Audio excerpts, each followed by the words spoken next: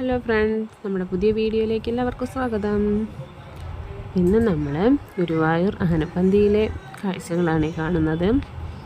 ഇന്ന് അമ്പാടിക്കുട്ടൻ്റെ ചോറൂണായിരുന്നു.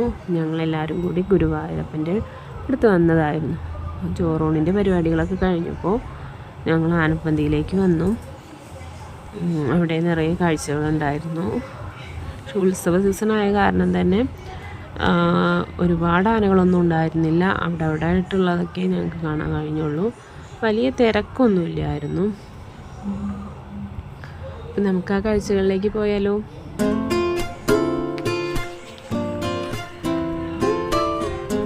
ഞങ്ങൾക്കൊരു 10-20 ആനകളൊക്കെ കാണാൻ പറ്റിയിട്ടുണ്ട്. അപ്പം ഞങ്ങൾ അന്വേഷിച്ച് പറഞ്ഞത് ഉത്സവ സീസൺ ആയതുകൊണ്ട് എല്ലാവരും കുറേയൊക്കെ ആനകൾ പുറത്തേക്ക് പോയിട്ടുണ്ടെന്നാണ്.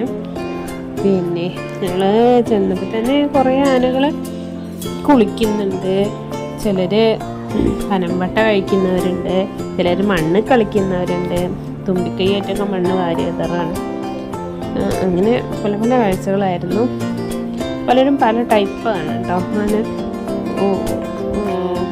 ചെറിയവരും ഉണ്ട്, വലിയവരും ഉണ്ട്, പല ഷേപ്പിലും ഉണ്ട്. അങ്ങനെയൊക്കെ തോന്നി. പിന്നെ കുറേ ദൂരമായിട്ട് ഇവർ അടുത്തടുത്തൊന്നല്ല കെട്ടിയിട്ടുള്ളത്.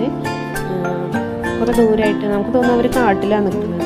അപ്പം അവിടെയൊക്കെ ആനകൾ ഇങ്ങനെ ഇടയ്ക്കിടയ്ക്ക് കാണാൻ കഴിയുന്നുണ്ടായിരുന്നു. പിന്നെ ഞങ്ങൾ പെട്ടെന്ന് തന്നെ പോന്നു. കാഴ്ചകളൊക്കെ കണ്ടിട്ട് പെട്ടെന്ന് തന്നെ പോന്നു.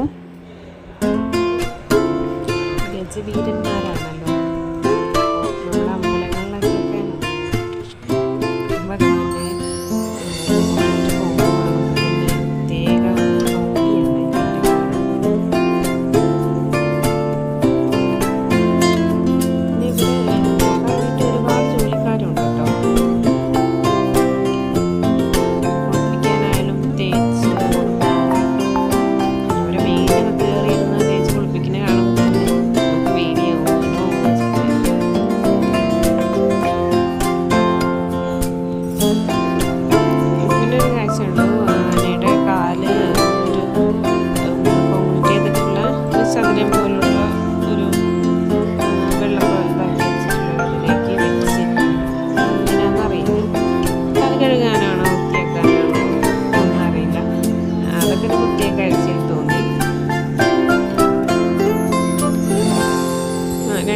രണ്ട് കാലും വെക്കുന്നിടത്തും ബാക്കിലെ കാലുകൾ രണ്ടും ഒരു കുഴി പോലെ ഉണ്ടാക്കിയിട്ട് അതിൽ ഇറക്കി വെച്ചിട്ടുണ്ട്. എന്നിട്ട് വെള്ളമൊക്കെ പറന്നു കൊടുത്തിട്ടുണ്ട്.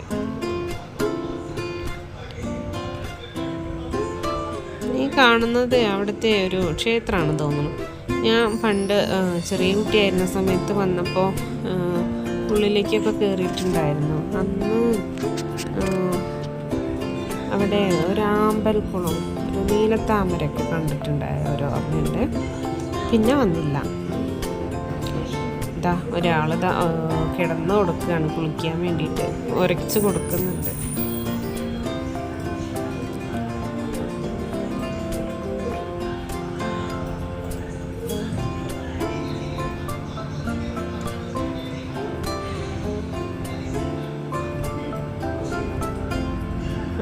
ഇതാണ് ഞാൻ പറഞ്ഞത്, കാല് വയ്ക്കാനായിട്ട് ഉള്ള ഓരോത്.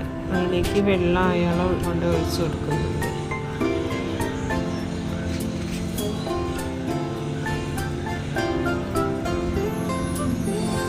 എത്രയോ പനമ്പട്ട കൊണ്ടിട്ടിട്ടുള്ളതല്ലേ.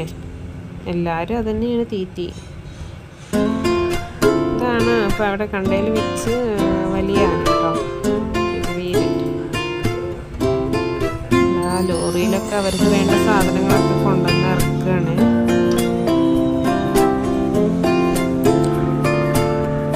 ശരി, ടാറ്റാ.